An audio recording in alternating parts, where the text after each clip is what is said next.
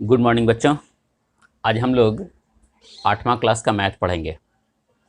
Chapter का नाम है राशियों की तुलना। इसका 8.1 हम लोग पिछले वीडियो में पढ़ चुके हैं पूरा क्वेश्चन को, तो इसलिए हम लोग वाकिफ़ हैं कि तुलना कैसे करते हैं। मतलब रेशियो निकाल करके रेशियो को या फ्रैक्शन को हम लोग परसेंट में हम लोग बदल लेते हैं, ये हम लोग सीख चुके हैं। अभी हम लोग सीखेंगे वृद्धि प्रतिशत तथा ह्रास प्रतिशत ज्ञात करना। वृद्धि प्रतिशत मतलब कोई भी चीज़ का परसेंट बढ़ना। ठीक है, जैसे मान लीजिए 100 रुपया का कलम था, हम बोलते हैं कि 10 रुपया बढ़ गया, तो 100 रुपया के कलम का दाम कितना हो गया?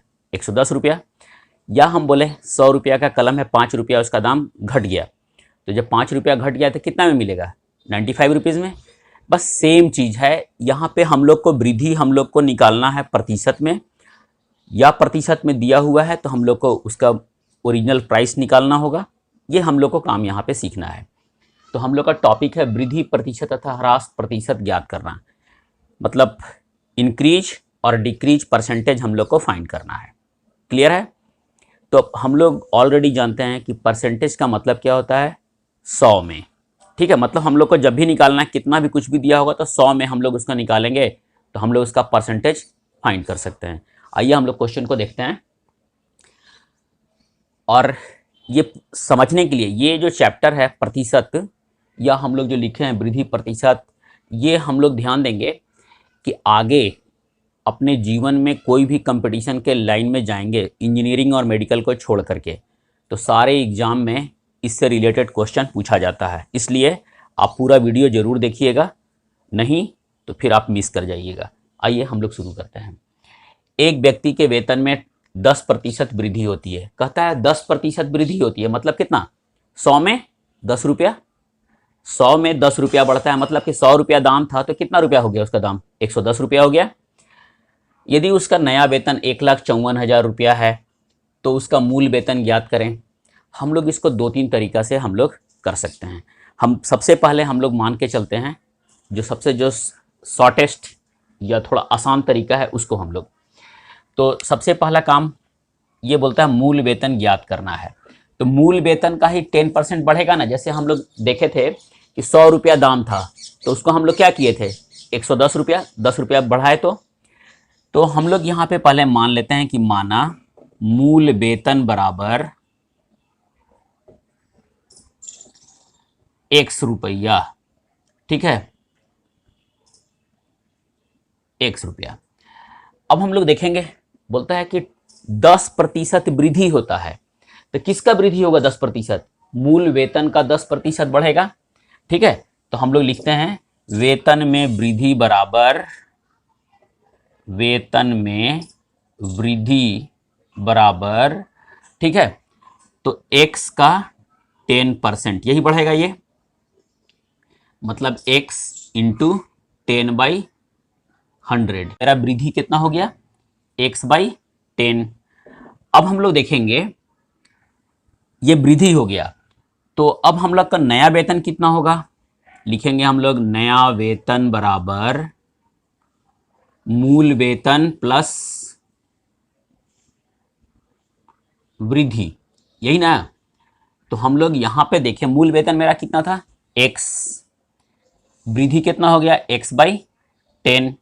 तो हम लोग इसको लिखेंगे, पहले 10 ले लेंगे एलसीएम, तो यहाँ नीचे 1 है तो 1 से डिवाइड किए तो 10, तो 10 इंटू एक्स तो 10x, प्लस ये 10 1 जा 1 इंटू एक्स, तो x लिख देंगे हम लोग। अब हम लोग देखते हैं क्या कि ये दोनों समान पद है ना, 10x और x, तो कितना हो गया? 10x और 1x, मतलब 11x/10। ये मेरा हो गया नया वेतन। और मेरे क्वेश्चन में दिया हुआ है नया वेतन कितना है? 1,54,000 रुपया है।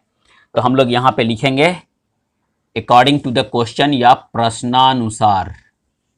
ठीक है, तो प्रश्नानुसार नया वेतन मतलब 11x बराबर 1,54,000। ठीक है, अब यहाँ से इसको हम लोग सॉल्व कर लेंगे। तो ये हम लोग देखेंगे क्या, यहाँ डिवाइड है ना, तो हम लोग जो पढ़े हैं प्रक्रिया प्रोसेस, वो क्या था, यहाँ जब डिवाइड है तो इधर ले जाएंगे तो क्या होगा, मल्टीप्लाई। तो हम लोग पहले एक स्टेप चलते हैं, 11x is equal to 1,54,000 into 10। अब यहाँ इंटू है तो क्या होगा, डिवाइड हो जाएगा, और x इज इक्वल टू 1,54,000 पर एक जीरो बैठ जाइए बाई 11, इंटू है तो डिवाइड हो गया। अब इसको हम लोग यहाँ से काटते हैं, 11 वन जा या 11 कम 11, 4 बच गया हासिल तो 44 हो गया, 11 चौक 44 और 1 2 3 4, 1 2 3 और 1 4, मतलब 1,40,000 ये रुपया हो गया इसका मूल वेतन। तो हम लोग यहाँ पे लिखेंगे, इसलिए मूल वेतन बराबर 1,40,000 रुपया, ये हो गया हम लोग का आंसर। ये एक तरीका हो गया। हम लोग इसका दूसरा तरीका भी देख लेते हैं। यदि ये समझ में नहीं आया होगा, जो आपको अच्छा लगेगा वो काम कीजिएगा। आइए हम लोग दूसरा तरीका को भी देखते हैं। अब हम लोग यहां से चलते हैं,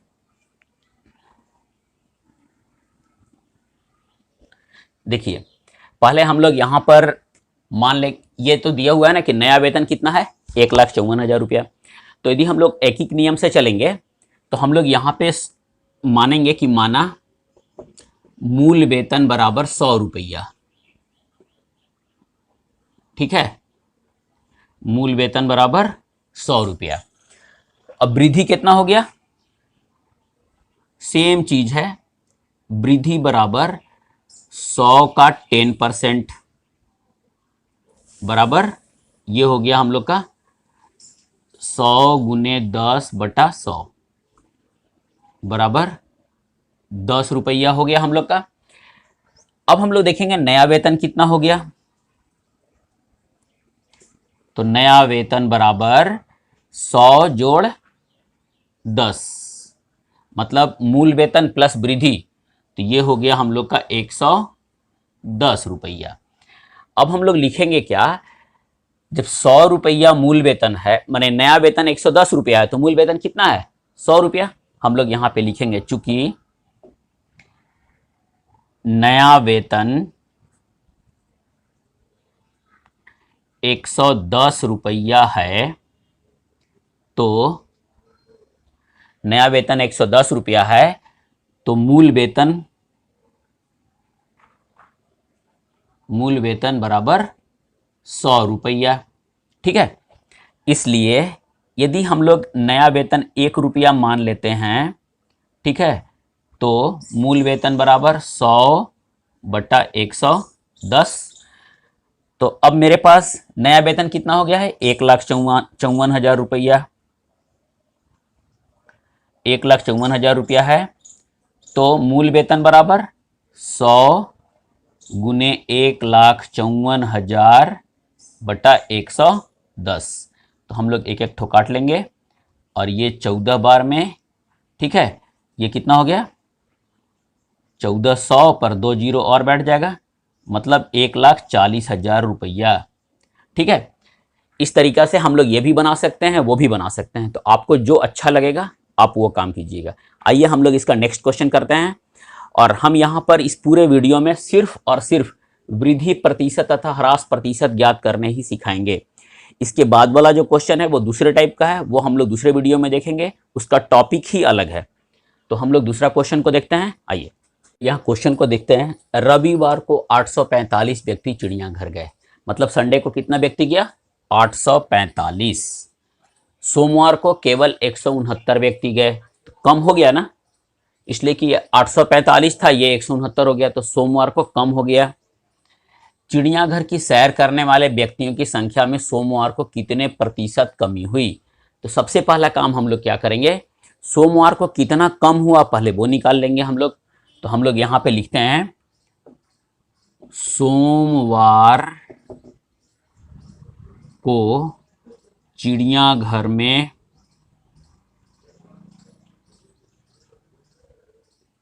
व्यक्तियों की संख्या में कमी, व्यक्तियों की संख्या में कमी। ठीक है, कितना कमी हो गया, तो हम लोग इसको लिखेंगे, घटा लेंगे 845 घटाओ 169। अब इसको हम लोग घटा करके यहाँ लिखेंगे, 15 में से 9 गया 6, 13 में से 6 गया 7 और 7 में से 1 गया 6, 676 676 व्यक्ति कम हो गए। तो पूछता है चिड़ियाघर की सैर करने वाले व्यक्तियों की संख्या में सोमवार को कितने प्रतिशत की कमी हुई। अब हम लोग यहां पर देखेंगे, ये टोटल था 845 और अब कम हो गया कितना, 676। तो 845 में 676 कम हो गया, तो एक में कितना होगा, 100 में कितना होगा, हम लोग यही करते हैं। हम लोग यहां लिखेंगे चूंकि 845 में सोमवार को कमी, सोमवार को व्यक्तियों की संख्या में कमी बराबर व्यक्तियों की संख्या में कमी, ठीक है, बराबर 676। 845 था, 676 कम हो गया। तो हम लोग यहां पर देखेंगे, इसलिए एक में पहले निकालेंगे, इसको हम लोग बोलते हैं यूनिटरी मेथड या एकिक नियम। तो एक में सोमवार को व्यक्तियों की संख्या में कमी बराबर 676 बटा 845। अब हम लोग को प्रतिशत निकालना है, तो हम लोग 100 में निकाल लेंगे। हम लोग 100 में सोमवार को व्यक्तियों की संख्या में कमी बराबर 676 बटा 845 गुने 100। अब हम लोग इसको काट लेंगे हम लोग। तो जब हम लोग को इसको काटना होगा तो हम लोग इसको काटते हैं पहले 5 से, 5 दूनी 10, 0, 5 एकम 5, 5 36, 5 9 45। अब देखिए तो ये कटेगा 13 से, 13 बार में 13, 13 एकम 13, 13 3 39, ये कट जाएगा 13 पचे 65 और 13 दूनी 26, 13 चौके 52। तो ये कितना हो गया, 4 गुने 20 मतलब 80। तो 80% कमी। ठीक है, इस तरीका से हम लोग इसको निकालेंगे। तो ये क्लियर है। यदि आपको समझ में आ गया हो तो फिर हम लोग नेक्स्ट डे, ये टॉपिक जो था हमारा वृद्धि प्रतिशत ह्रास प्रतिशत ज्ञात करना है ना, फाइंडिंग द इंक्रीज और डिक्रीज परसेंट, ये हम लोग समझ लिए। और आप लोग अपने से बनाइएगा। यदि आपको कोई प्रॉब्लम होता है तो प्लीज़ आप मेरे कमेंट बॉक्स में लिखिए। और यदि आपको वीडियो अच्छा लगा हो तो प्लीज़ लाइक कीजिए और शेयर कीजिए, दूसरे बच्चों को भी दीजिए देखने को, ताकि उन्हें भी वो फ़ायदा कुछ मिल जाए। और यदि आप मेरे इस चैनल पर नए हैं तो प्लीज़ सब्सक्राइब बटन ज़रूर दबा दीजिए, सब्सक्राइब भी दबाइए और बेल बटन को भी दबाइए, जिससे आपको सही समय पर सूचना मिल सके। पूरा वीडियो देखने के लिए बहुत बहुत धन्यवाद।